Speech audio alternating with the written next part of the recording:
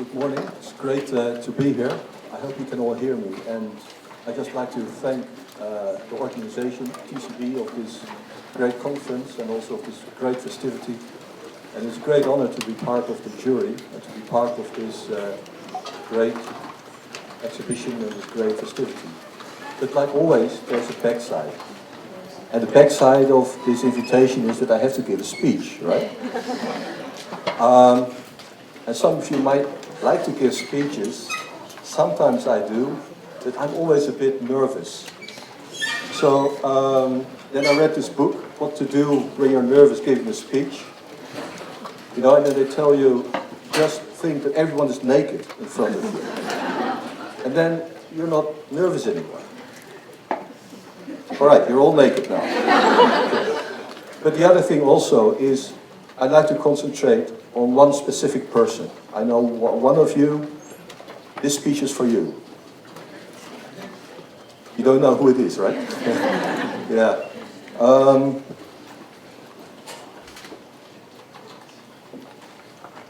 I'd like to talk about all kinds of things.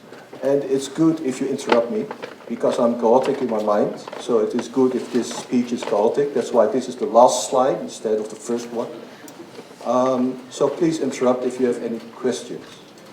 And the speaker before me was so good, especially because it is about ceramics, about clay and glaze. And actually, I'm not going to talk about clay and glaze, but everything around it, which might be strange, but you will notice why I do it like this.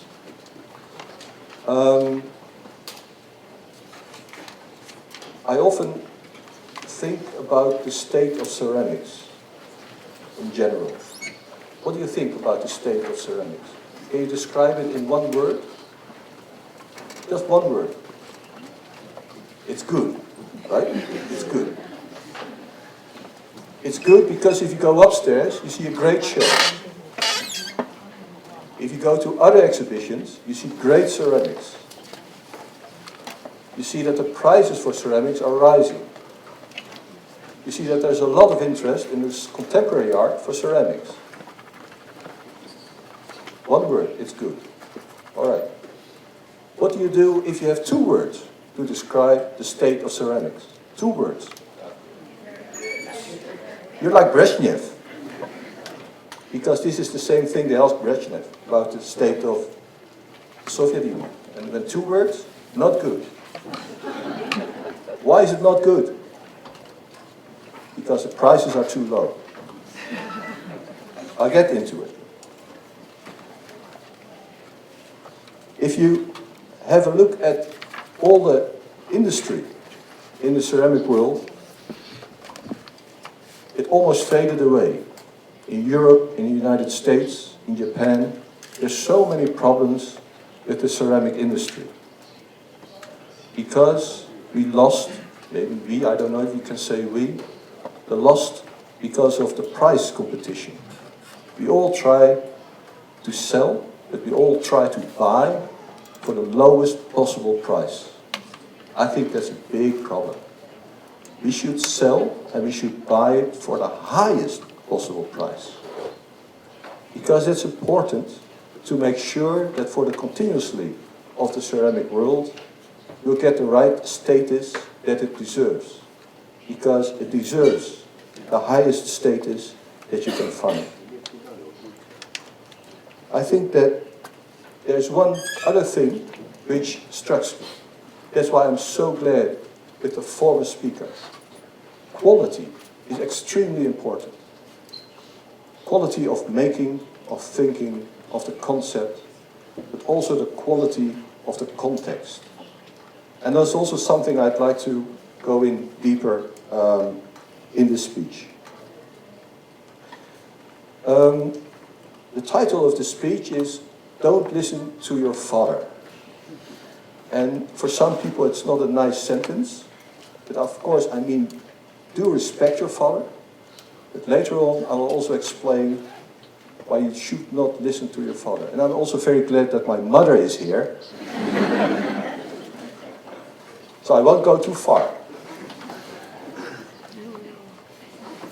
So I think the state of ceramics is very important for us to think about.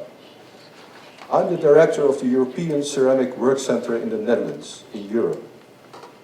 Our goal is to encourage the development of ceramics in art, in design and in architecture. We're not there to encourage the development of ceramics in ceramics, because we know that you're all doing this already. Just one question. Who is a ceramic artist in the room? No one? No ceramic artists here? 1, 2, 3. All right, okay. You feel ashamed if you are? No? Our institute is based in the Netherlands, and we are an artist in residence, and we are a center of excellence. As a center of excellence, we try to collect all the knowledge about ceramic, about the technology of ceramic, and we try to spread the ideas and all the knowledge in the world. As an artist in residence, we have space for around about 50 artists a year to stay for 12 weeks in our center. Every artist stays there for 12 weeks. The average age is 41. We're not for the youngsters. 75% of our participants have no experience with ceramics at all. This is very important. 75% have no experience with ceramics. 25% does. We have visual artists, designers and architects in the house. They come from all over the world. We try to have 25% from Asia, 25% from America, North and South, 25% from the rest of Europe, and 25% of Holland. So altogether around about 50 artists every year. One stays 12 weeks in our building. We have a little campus, which means that you stay inside and you don't go outside. So we open 24 hours a day, 7 days a week, and we'll let you play with the clay for 24 hours. The idea is that you first start with your application, of course. And we receive every year hundreds of applications. And the idea is that you give us a work plan, a project. And of course you have so many projects, hundreds of projects, and some of them are not to be done, impossible, very stupid, crazy. How do you get it in your mind? We want to have those projects. If they're impossible to do, impossible to achieve, we are interested. That's the basic part of the way that we work. We also, and I know there's one of you is going to do a residency in our center quite soon, so I'm going to reveal some secrets. Don't listen to me now, please. At the moment someone starts with his project, with his work plan, and asks us how we can achieve it, we have 5 advisors in the house, 5 experts. And we like to give advice, but we don't give one advice, we try to give 2 advices, even 3. And you have to decide by yourself which advice you'd like to use. And because most of the artists are very, how do you call it in English? Stubborn? No? Stubborn. No one listens. Every artist is using our advice on his own way. And especially because they have no experience with ceramics, they just do it in another way. And then sometimes something very special happens. It's the moment where innovation and experiment starts. But we also know that because this way of working, many things happen that ceramic artists don't like. In the 60s, we had a famous Dutch painter who came to the center, and he started to make a ceramic vessel, and then he started to paint the vessel, just with his paint where he used to make paintings. And we know this is not something which is common in the ceramic world, but we try to keep it open. We're open for all this kind of ways of working. Oh yeah, I started here with the last one. Let's see if I can go somewhere.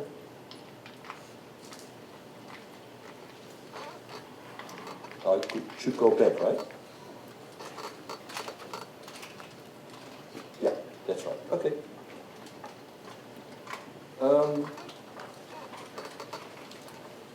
And what we do is we try to expand the borders of the field, which means that we have many artists just trying to do things that they have in their mind, and they go in a very different way. I have a lot of pictures. I'm not sure I'm going to show you all of them, but just to give you an idea what kind of work can be made in our center. This is made by two Russian architects. I won't mention the names. I think you can find them if you really are interested in who made them on our website. But we try to make everything possible. This is an example of someone who never worked with clay before. By the way, I was last week together with my mother and sister. We were in Taipei in this beautiful museum, the National Palace Museum, I think. Because I was here also in November, and it was great to see the show up there, the exhibits. And then we saw this great cabbage, right? The Taiwanese cabbage. So I wanted to show it to my sister and my mother, but the cabbage was not there last week. Someone knows where the cabbage is? The southern branch, a new one. Ah, okay. Because next to the cabbage, you also had this little piece of pork. Yeah, it reminds me. All right, so you have to go to the other branch, I think. What we like to do is to go and expand all the different fields between design, architecture, and art, and also ceramics. Which means that we have all kinds of new techniques because other fields introduce us these new techniques. That's why I also like very much your technique of slab making, because the slab making is very important with this new technique, if you make it this way. I like this very much. And this is also a way of two designers, Scholten and Wyngs, trying to make cups. Of course, this is now from porcelain. But this is another example of a way that we like to work. These are made just cones, glazed, and then with a milling machine, the outer parts are milled. So you see the inner part because the milling machine took off the outlayers. Just glaze, Jessica Harrison, and another project that we did last year by two Dutch designers who invented or who recognized that many Dutch paintings are painted on clay. Many 17th century paintings, especially from Rembrandt. So the Night Watch from Rembrandt is painted on clay. And what they try to do is to discover why Rembrandt used clay and how he did it. So they could not take a part of the painting, of course, but with linen and clay, they tried to make all kinds of tests to try to find the pigments Rembrandt used. And at the end, they had some kind of laboratory to discover which way Rembrandt used clay. And at the end, right now, there's an exhibition in Amsterdam in the Rembrandt House. So we are very much into these new fields, and that's also one of the main things that we are well known of, trying to investigate and trying to experiment. By doing this, it's good if you don't bring all your knowledge, because if you bring too much knowledge with you, you will have so many starting points that you won't find new starting points. And that's why we like so much to work with people from outside of the field.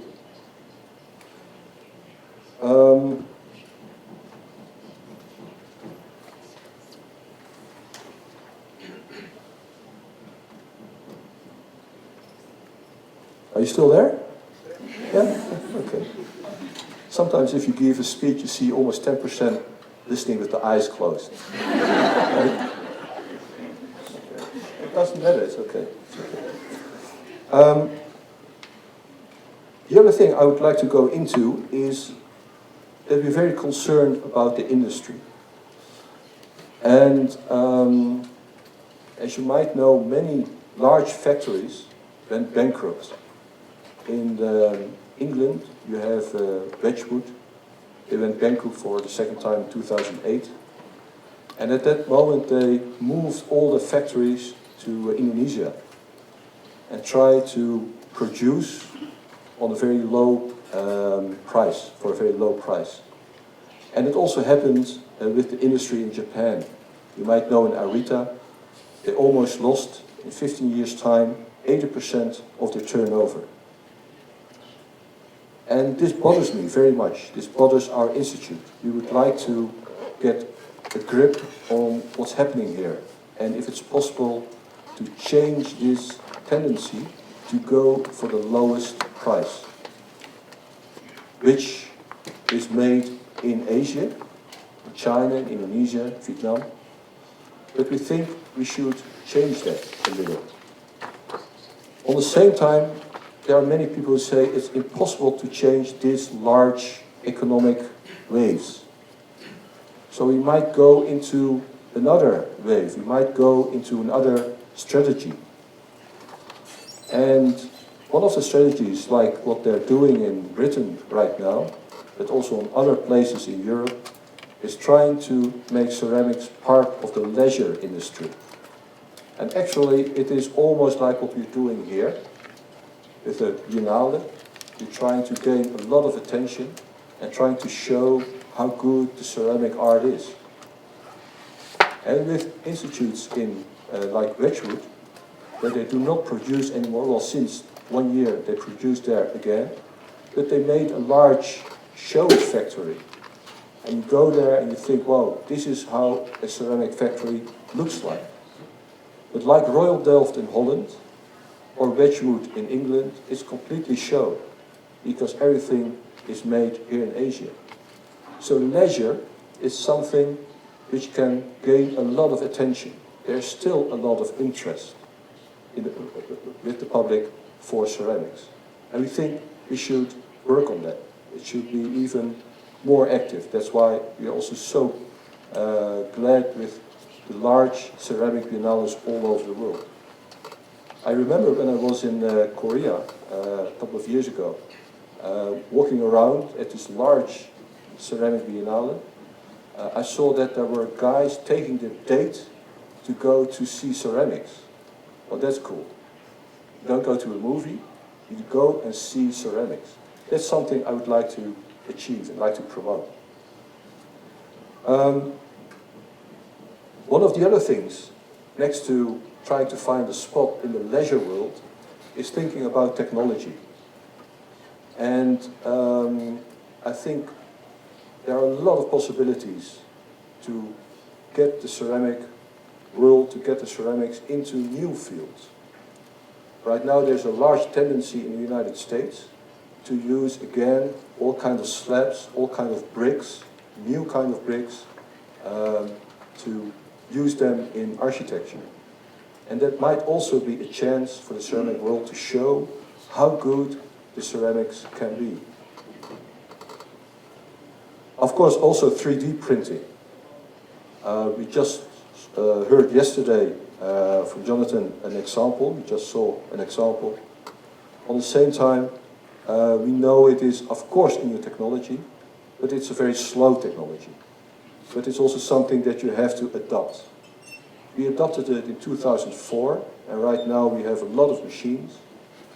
But also our ceramic expert, who is an expert in 3D printing, is quite skeptical about the possibilities, but on the same time you have to try it, you have to use it. We are the first institute in the world which can print with porcelain. We're also the first institute in the world which can print with 2 colors or 2 kinds of clay. So we're really ahead of the field, but on the same time we know that it's just a technique, just a technique. And something else which also bothers us a lot, bothers me a lot, is about the branding and the marketing and the economic situation, or the way that many ceramic artists, industry deals with their product. Sorry that I call it product, but well.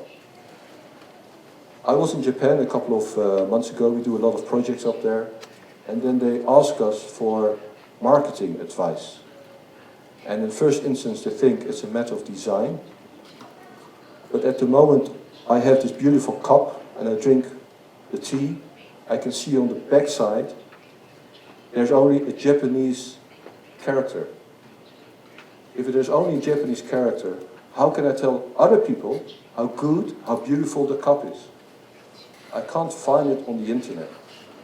I even can't ask someone to buy it for me because I can't read the character.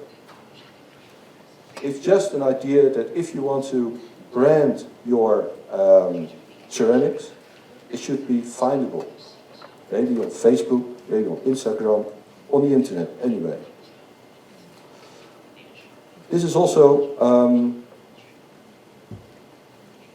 something that crossed my mind all the time, in which way, as a ceramic artist, you could profile yourself. And actually, I think it's quite easy, but I'm not an artist, so for me it's easy to speak about this. I think as an artist, as a ceramic artist, you just need 2 friends. Just 2. One of them should write about you, and the other one should sell your work. Or buy your work, which is even better. If you have these 2 friends, then it's possible to get your work all over the world. Because the person who writes about your work can do it in newspapers, but even better on blogs, on vlogs, on the internet, and it will get all over. The person who buys or sells your work gives you the opportunity to make your next work. So actually you just need 2 friends, which also goes for all kinds of institutes. A museum, a residency, we just need people who write about ceramics. Are there any art critics in the room? No? All right. But I'm sure many of you are on Facebook and Instagram. Please send a message that everyone should visit the TCB. Because that's work. And it works, really.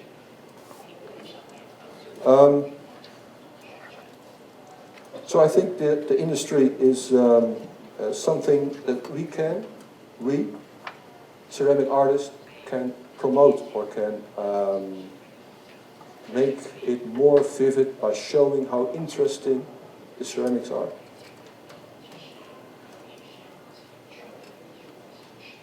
This is a very well-known fashion designer who never worked in ceramics before, but probably you might know this kind of techniques. Here's another example of an artist who never worked in ceramics before, and he made this squid. It's quite a large one. He stayed for 12 weeks in our center, and the squid is almost 8 meters.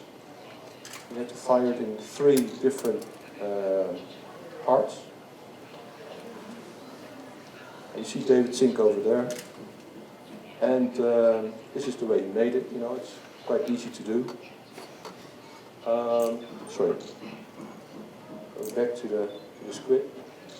And then in 12 weeks he made this one, and then he sold it for 90,000 euro. I'm not sure if you can translate it, but it's the same price to buy a new BMW, a big one. And after 12 weeks, and he sold this one quite fast, He returned, and then he brought some assistants with him. Actually, we do not allow that, but well. And also he also brought his family. And for the next 12 weeks, he made 16 of them. The whole institute, we were only squids. The good thing is he sold all of them. 16. So now he has one BMW, but he can buy 16. Just to show you that there is a chance to make this and the ceramic art happen all over the world. He sold it to all the Guggenheims, places like that. By the way, as institute, we do not profit from this. We just ask a flat fee, although this flat fee is very high. You're into it? No, eh? Yeah? Okay. Well, we ask a tuition of around about between 6,000 and 20,000 euro for 12 weeks. So that's the price you have to pay to stay in our institute. If you can pay it, we know that you can afford it. And if you can afford it, we know that you have at least 2 friends. Alright? Because we know that every artist who starts working in our center almost sold the work that they're going to make. Also because museums, collectors, galleries, they want to know what's happening in our center. And even if it's a youngster or a person who's not well known and who doesn't bring his own friends, we have friends for that. Not for this one, he brought his gallery with him. This is another example of a very young American artist, Jacob Rader. And I'm not sure. Do you think there's a video? No? No video, okay. What's happening here is that he made this very simple piece, but then put Kia seed on it. And then it just grows. And then there's a video and he's peeling it off, which is quite dirty, like you see it here. And then you go back to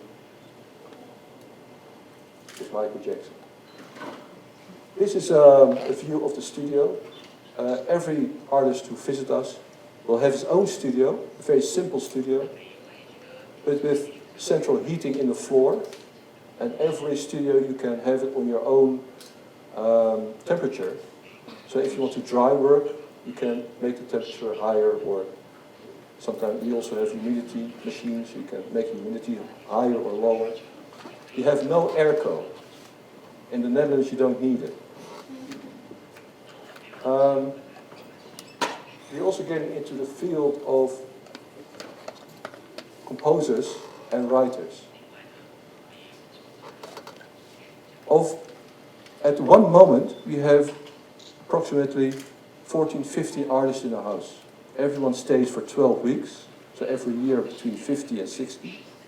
But we always try to have a couple of artists who are completely out of the sector, like composers and writers.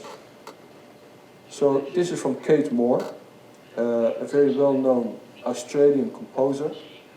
And a bit too fast, I think. Yeah. And very simple, she made porcelain instruments to be used in orchestra pieces. And they're used now in several orchestras. Another example is from Christy Wright, also a music part. She's a jewelry maker, and these machines or these instruments are made with our 3D printer, powder printer. And she asked a lot of composers and video artists to make music with it. And this music was played at club nights in New York. And during one of those nights, the curator of the Museum of Art and Design visited one of those nights. He heard the music, and then he bought the whole collection. And then after the collection was bought, she put the music on a record and tried to sell it on Kickstarter. So then you have the complete range of a museum, of the internet, and of an experimental way of working, but also trying to get a lot of people in touch with her kind of work. Another piece is this piece, which is made a couple of months ago in our center, and it's quite a strange piece, but it's something that you all experienced, I'm quite sure. It's about the cracking of glaze. I think there's a tone if the glaze dries on the clay. You hear this peep, right? Yeah, okay. And what this artist tried to do, she heard about this, so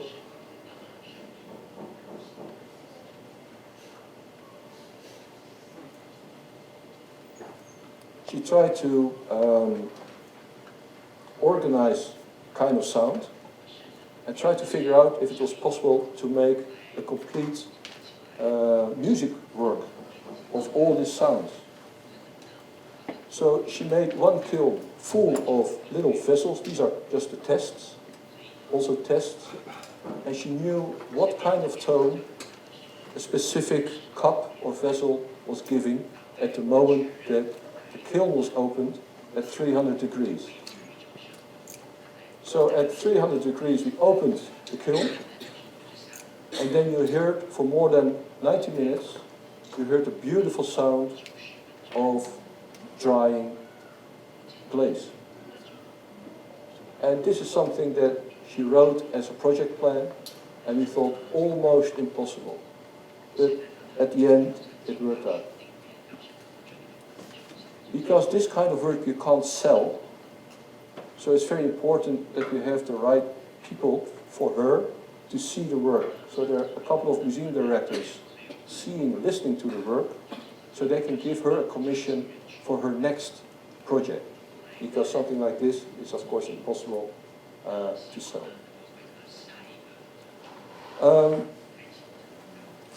The question of course also is, how do we find this kind of artist? We have all these plans, all these work plans. But it reminds me, I think I told this story already before about, I used to be museum director and we were trying to find someone for our restaurant in the museum. And it's easy because there are so many people who like to run the restaurant in your museum. There's a very certain turnover. So we put an ad in the newspaper and there were many caterers who wanted to do the restaurant.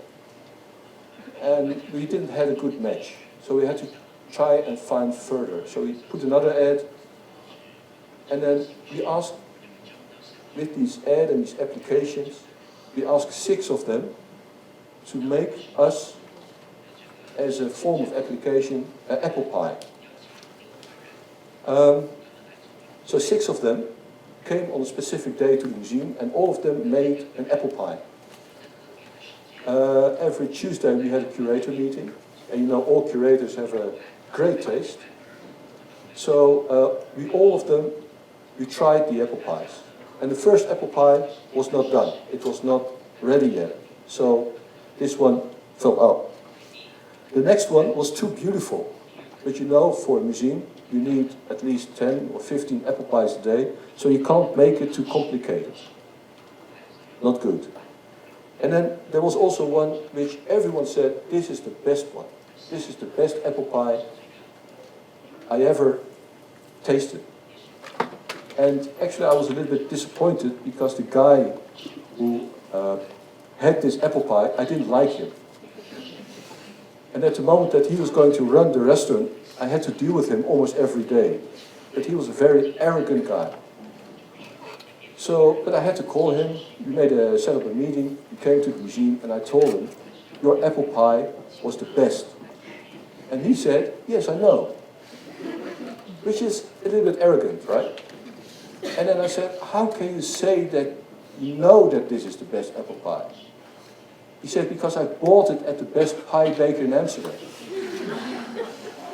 He's smart, right? So the thing is that the curators recognize the best apple pie. He knows where to buy the best apple pie. In some way, quality is so obvious. So, of course, I asked him to run the restaurant, and now he's one of my good friends. But we are always aware of all these kind of projects and plans, and we try to find the quality, always. I think one of the great things of this show upstairs is, of course, the jury made some kind of differences, but all works are very, very special. And I think every work in itself has its own value and its own strength. But every time again, we try to find the best. Want to go a bit further forward. This is another example of something which is typical for our institute. There was an artist who said, I want to mix clay with iron powder and see if it's possible to make this kind of, well, how you call it, sculptures, vessels, by a magnet. So he made a big magnet, and then the magnet was the way that the clay was formed, and after that it was fired. So this is a way that we like to get into a new field. What happens if you let a magnet make your form?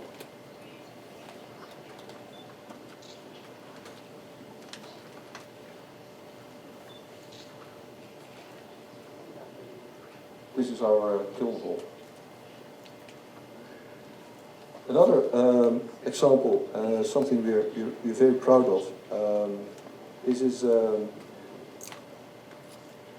very light porcelain, which is like cappuccino. And the light goes through, and it's made by an architect, also by coincidence. And he made inner bricks of it. So now you can have in your house, with inner bricks, a great wall where the light shines through.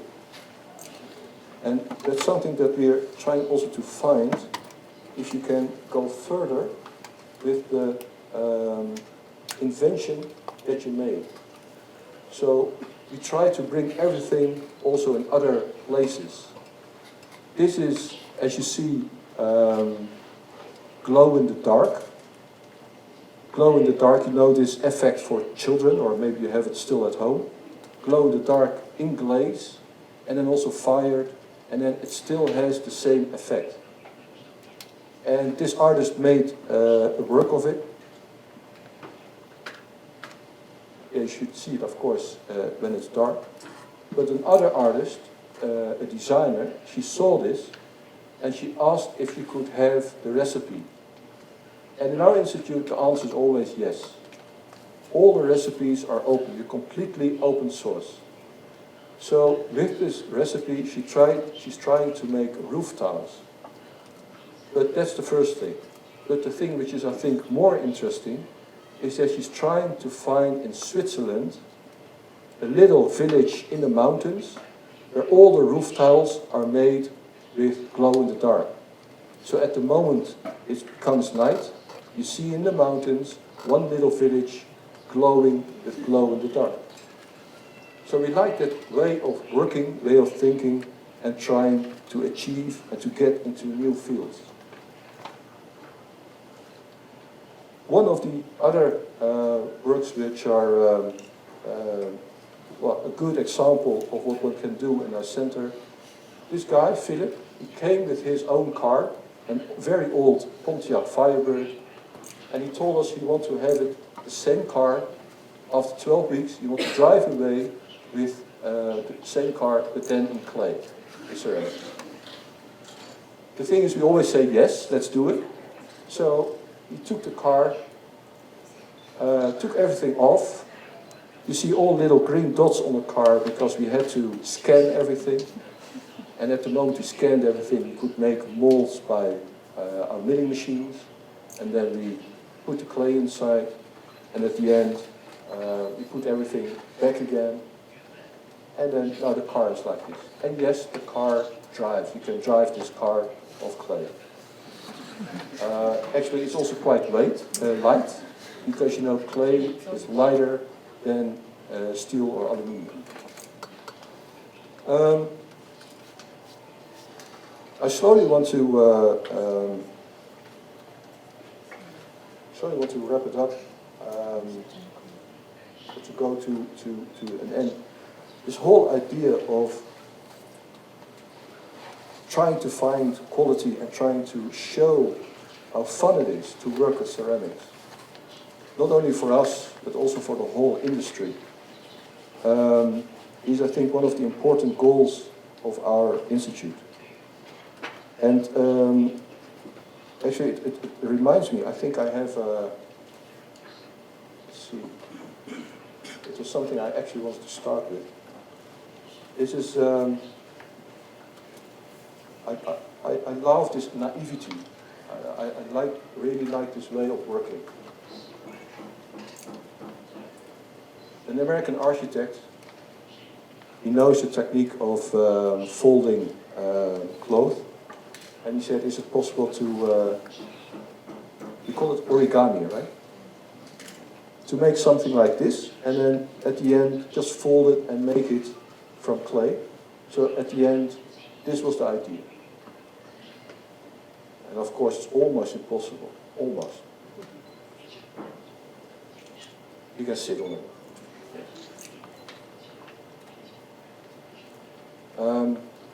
An artist who wants to, this is also quite recently done, he made a cone of clay and he wanted to drop it, so the result would be something like this, and it looks like elephant feet, right? But to get it all in the air, he needed a crane, 10 meters high, and then he had to make the machine so he could drop it without having its marks on the inside of the clay, of the cone. So he had a special way of making this part. And then it opened up, and then this was the result. So something like this we like to do. I mean, we're open for all kinds of ideas. You can ask yourself the question, why? I don't know. People just do it. That's the honest. And then also something which is very easily done. Trying to have, you know, like kids who play with bubbles, and try to have the bubble with glaze, and then get the glaze on cups. And I like this very simple idea. I saw the project plan. I thought it was too simple. But as I understood, after 12 weeks, it was not that simple.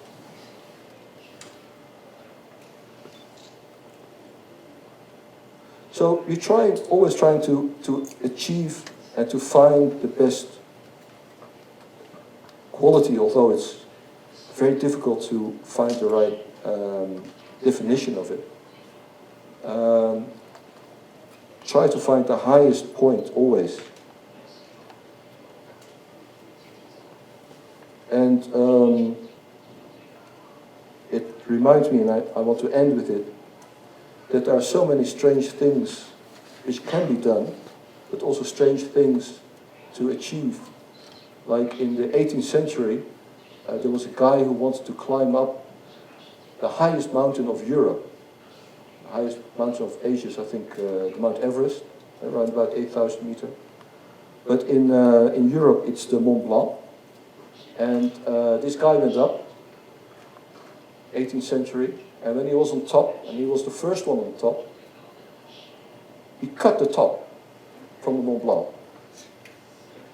And then he brought the top of the Mont Blanc, he brought it with him to show everyone that he was on top of the Mont Blanc. And the first time I heard that story, I thought, well, it's impossible. But the top of the Mont Blanc is up here. This is it. This is the top of the Mont Blanc, which is in a Dutch museum right now. And this is something our institute really likes. Try to achieve impossible things and try to show that impossible things are possible. Thank you for your attention.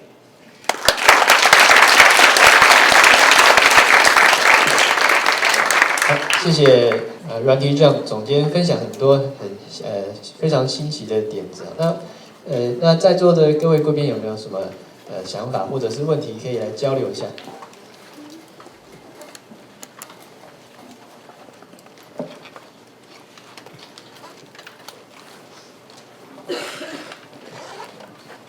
Thank you, Ranti. That was fantastic.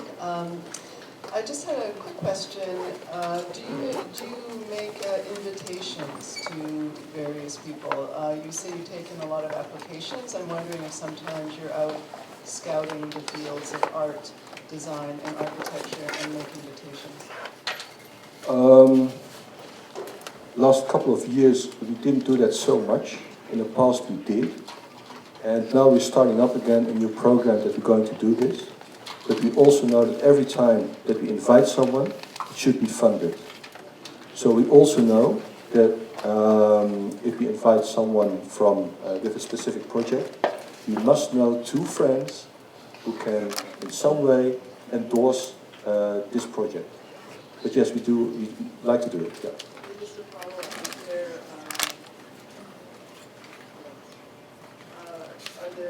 Particular ideas of formatting or orchestrating when you make these invitations? Yes, one of the things is that in the past we were a state institute. And as a state institute, and I think the museum also knows this, there are many stakeholders who all have their ideas what you can do with your institute. So in the past we also did many projects which were suggested by politicians. Like we should work more closely together with China. So we did a couple of projects with Chinese ceramic artists. Or another from the Ministry of Tourism, they asked us if we could make new touristic how do you call it? Souvenirs. A strange question. But it's sometimes very hard to say no to a minister. So we also do this kind of things, but that's more driven by the stakeholders. If we're looking to our institute and the way that we are dealing with all kinds of matters, we did a lot on the 3D printing. So almost all the 3D projects that we did were invitational. Because we know it's not something that comes in mind for an artist to do something with a milling machine or a 3D printer. And on the same time, at the moment, we did in 2010 a lot of 3D projects. Now, I think 10% of the applications are with the Fab Lab, with the 3D equipment. Yeah. Thank you. 还有哪位贵宾会提出问题？ I like very stupid questions. No one? All right, a smart one. We share the same father, and yeah. the title of your presentation was "Don't Listen to Your Father." What's the explanation of that? That's my sister, ladies and gentlemen. Yeah. At the moment, maybe first anecdote, because of course this is not my own sentence, but my family is very close. We're very close together. My father passed away a couple of years ago, but we're still very often together with my son in my mother's house. And I have a great son. He's 15 years old now. And we have some kind of technique, because we have just one son. We talked about it the whole night, and you're trying to do the same thing. We're trying to work the opposite way. So if you want our son to not to do something, we try to encourage him to do this. We do not want him to play football. I hate football. So we tell him all the time, go and play football.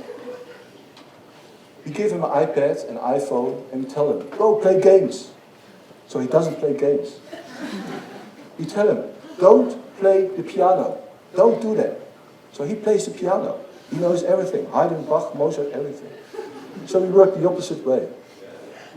And it is part of the way that I'm brought up, but also the way that we bring up our son.